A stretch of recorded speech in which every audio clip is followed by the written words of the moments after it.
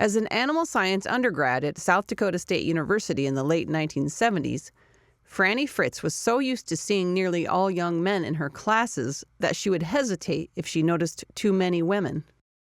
My animal science classes, if I walked into a room that had more than 5 women, I'm not kidding, more than 5 women, I'd back out thinking that I'm in the wrong room. Gracious, I'm in the wrong room. She wasn't fazed by being outnumbered, however, and earned her degree in 1978. She returned to the family dairy farm her mother had been managing in the 5 years since Franny's father had died. I milked cows for 10 years, Mom and I did. And in '88, it was to the point of get rid of the cows, get rid of the milk cows, or keep the milk cows and get rid of the beef cows, and I chose beef cows.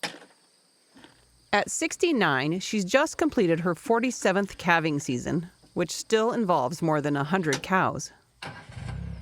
Today, most college agriculture classes look much different than what Fritz experienced nearly 50 years ago. A 2012 study showed women enrolled in all agriculture majors slightly outnumbered men in undergraduate programs at 70 of the nation's land-grant universities. According to USDA, about 1.2 million women now represent about 36% of all producers.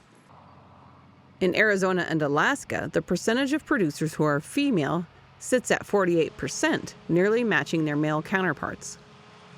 Nationwide data from the most recent Census of Agriculture shows, however, that only 11% of female producers ran a farm alone in 2022, compared to 37% of male producers. Fritz, who received the Dakota Fest Woman Farmer Rancher of the Year award in August at a ceremony in Mitchell, South Dakota, felt many were initially skeptical of her running a ranch on her own, while others were encouraging. We can learn something new every single day. She says most skeptics came around after losing the local bet that she wouldn't last a year. But the negative encounters did take their toll, especially in those early years.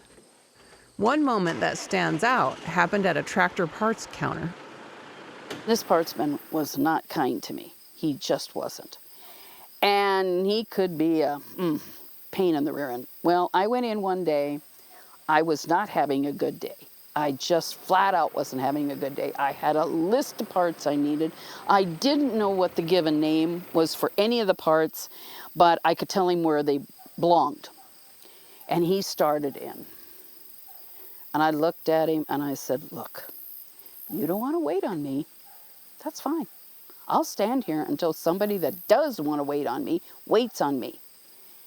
And it was just like a switch went off on that man, and he's the best partsman today. Isn't that something? Why did I have to do that?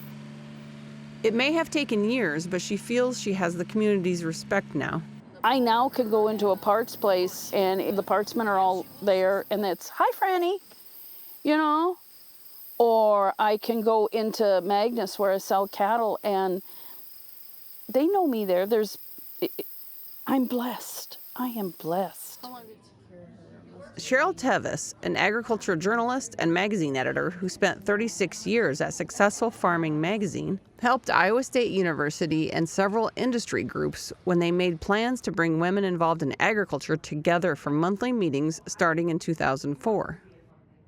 Women possibly did not feel as welcome or comfortable in going to meetings with other farmers and others, and felt maybe in some cases somewhat inhibited to ask questions, even though the questions they had were probably the same ones that were on the minds of everyone else there. By 2005, the monthly gatherings evolved to become the nonprofit Iowa Women in Agriculture, which is still going strong 20 years later. We also heard that women enjoyed learning with other women. It was about sharing experiences and also, being able to have a good laugh. West Central Iowan Tammy Deal had a father who made a point of asking if she or her sister wanted to take over the family's farm. Which, if you think back to the late 70s and early 80s, that was kind of unique at that point in time. But Dad was pretty open-minded, and he wanted to give us the opportunity if we wanted to do that. Neither sister was interested in taking on the job after college. Deal eventually moved to Kansas City and worked in the tech industry. However, when her father became ill in 2011, she decided to move back to Iowa to learn how to run the farm. Much to my surprise, I think, I ended up finding agriculture just really, really interesting. When Dad had originally asked me, I didn't think it was something I wanted to do at all. And then I knew Dad was needing more help, and so I thought, okay, I'll give this a try. And I'm so glad I did. She now manages the farm alone, having lost her father in 2016. She crop share leases to 3 younger farm families who grow corn, soybeans, and small grains on the land. Deal now organizes what she calls ladies' lunches, where she brings in guest speakers for other women landowners in Guthrie County. She is also helping introduce a nephew to farm management because he has interests but little background. And I think a lot of us don't know how very complicated a farmer's job is, but they have to wear so many different hats to be good at their job.